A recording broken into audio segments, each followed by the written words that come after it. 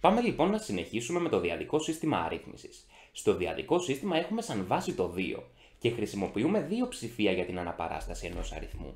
Τα ψηφία που χρησιμοποιούμε εδώ είναι το 0 και το 1, ενώ σαν βάση όπως είπαμε έχουμε το 2. Πάμε να δούμε λοιπόν πώς μπορούμε να μετατρέψουμε από το διαδικό σύστημα έναν αριθμό στο δεκαδικό. Έστω για παράδειγμα ότι έχουμε τον αριθμό 1, 0, 1 στο διαδικό σύστημα. Εδώ ο δείκτης 2 δηλώνει ότι βρισκόμαστε στο διαδικό σύστημα. Εμείς θέλουμε να μετατρέψουμε στο δεκαδικό.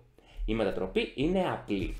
Ουσιαστικά τι ερχόμαστε και κάνουμε? Πρώτα σημειώνουμε τις θέσεις. Ο πρώτος άσος από τα δεξιά βρίσκεται στη μηδενική θέση, το μηδενικό βρίσκεται στην πρώτη θέση και ο άσος βρίσκεται στη δεύτερη θέση.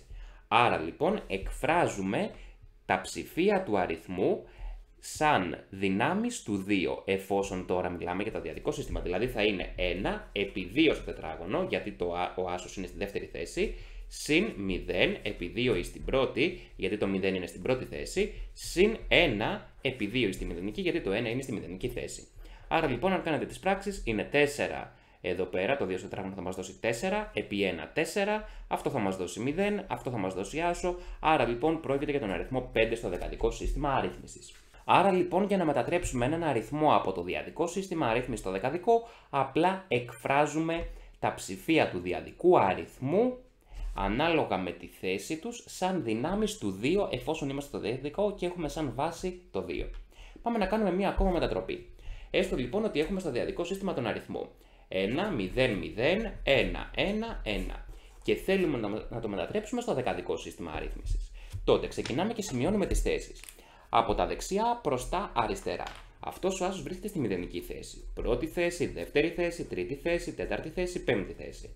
Άρα λοιπόν, ανάλογα με τη θέση θα έχουμε την αντίστοιχη δύναμη του 2. Δηλαδή, για τον πρώτο άσο από αριστερά θα έχουμε 1 επί 2 στην πέμπτη, συν 0 επί 2 στην τετάρτη, συν 0 επί 2 στην τρίτη, συν 1 επί 2 στο τετράγωνο, συν 1 επί 2 στην πρώτη, συν ο τελευταίος άσος 1 επί 2 στη μηδενική. Άρα λοιπόν πάμε να κάνουμε τις πράξεις. 2 στην πέμπτη θα μας δώσει 32, επί 1 θα μας δώσει 32. Θα μας δώσει 0, 0 και είμαστε εδώ. Εδώ έχουμε 2 στο τετράγωνο 4, επί 1 θα μας δώσει 4. 2 στην πρώτη 2, επί 1 θα μας δώσει 2. Και 2 στη μηδενική άσος, επί 1 θα μας δώσει και πάλι 1. Άρα λοιπόν έχουμε 4 και 2, 6 και 1, 7 και 32. Αυτός ο αριθμός είναι ο 39 στο δεκαδικό σύστημα αρρύθμισης. Το ίδιο όμως μπορούμε να κάνουμε και με τους δεκαδικούς αριθμούς. Έστω για παράδειγμα ότι έχουμε τον αριθμό 101,01 στο διαδικό σύστημα. Τότε ξεκινώντας από τα δεξιά προς τα αριστερά αναθέτουμε τις θέσεις. Αυτή λοιπόν είναι η μηδενική θέση, η πρώτη και η δεύτερη. Και μετά την υποδιαστολή έχουμε πει ότι χρησιμοποιούμε τις αρνητικές δυνάμεις της βάσης. Άρα λοιπόν αυτή είναι η θέση -1, αυτή είναι η θέση -2. Κατά συνέπεια, ξεκινώντας τώρα από τα αριστερά προς τα δεξιά θα έχουμε 1 επί 2 στο τετράγωνο γιατί βρίσκεται στη δεύτερη θέση, συν 0 επί 2 στην πρώτη γιατί βρίσκεται στην πρώτη θέση, συν 1 επί 2 στη μηδενική γιατί βρίσκεται στη μηδενική θέση. Συν 0 επί 2 στην -1 γιατί βρίσκεται στην -1 θέση, συν 1 επί 2 στην -2 γιατί βρίσκεται στη θέση -2. Άρα λοιπόν θα έχουμε 2 στο τετράγωνο 4 επί 1 4. Αυτό θα μας δώσει 0, 2 στη μηδενική άσος επί 1 θα μας δώσει πάλι 1, αυτό θα μας δώσει 0 και εδώ θα έχουμε 2 στη -2, ουσιαστικά 1 τέταρτο. Άρα λοιπόν έχουμε 4 και 1 5 και 1 τέταρτο ουσιαστικά θα μας δώσει τον αριθμό 5,25 στο δεκαδικό σύστημα αρρύθμισης. Άρα λοιπόν, τι θέλω να κρατήσουμε από εδώ? Από εδώ θέλω να κρατήσουμε ότι στο διαδικό σύστημα έχουμε σαν βάση το 2. Κατά συνέπεια χρησιμοποιούμε δύο ψηφία για την αναπαράσταση των αριθμών.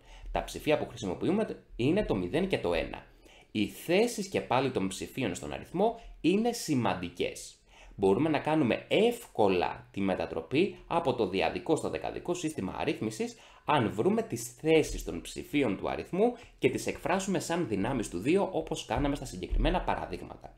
Στο επόμενο βίντεο θα δούμε τη μετατροπή από το δεκαδικό στο διαδικό σύστημα αρρύθμισης.